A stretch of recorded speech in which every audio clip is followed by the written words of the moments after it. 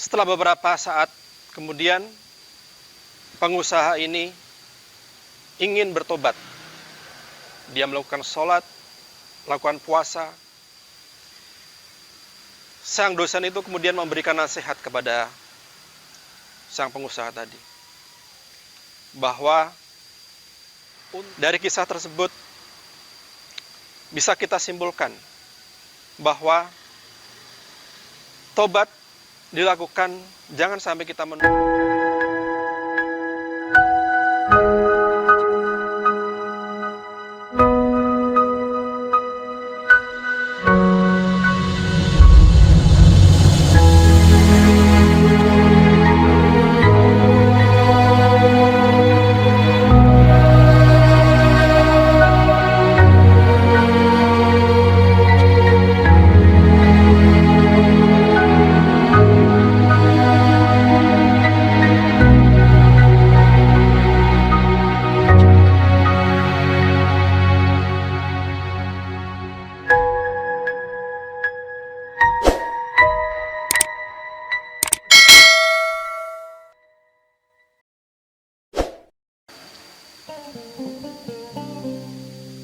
Bismillahirrahmanirrahim. Assalamualaikum warahmatullahi wabarakatuh.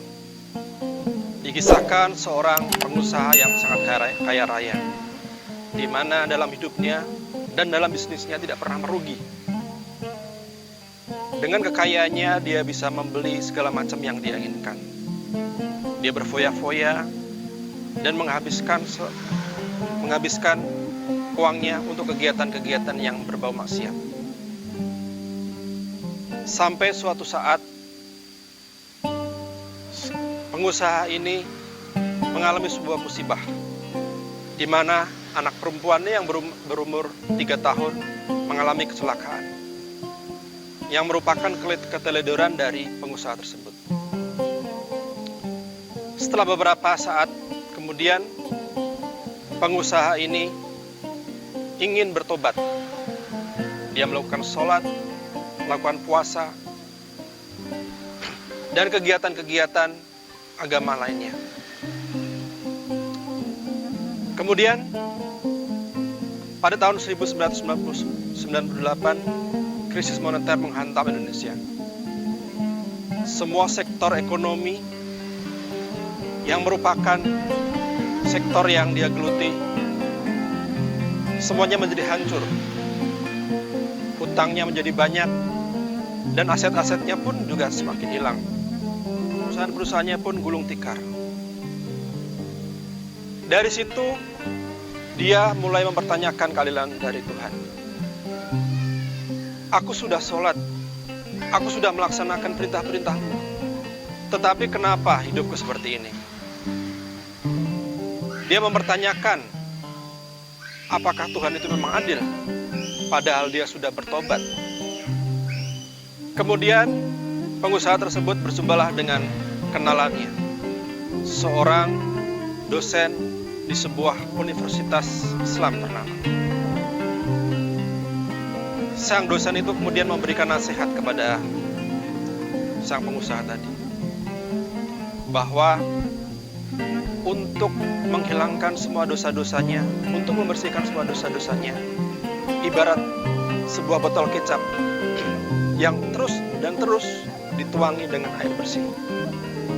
Semakin lama kebaikan-kebaikan itu dilakukan, maka seperti halnya botol kecap yang masih penuh, maka botol-botol kecap itu pun akan menjadi bersih. Mendengar nasihat yang disampaikan oleh dosen tersebut, akhirnya pengusaha tersebut mulai sadar bahwa sebenarnya Allah sayang kepada dirinya. Makanya Allah membiarkannya dan memberikan harapan untuk tetap bertobat.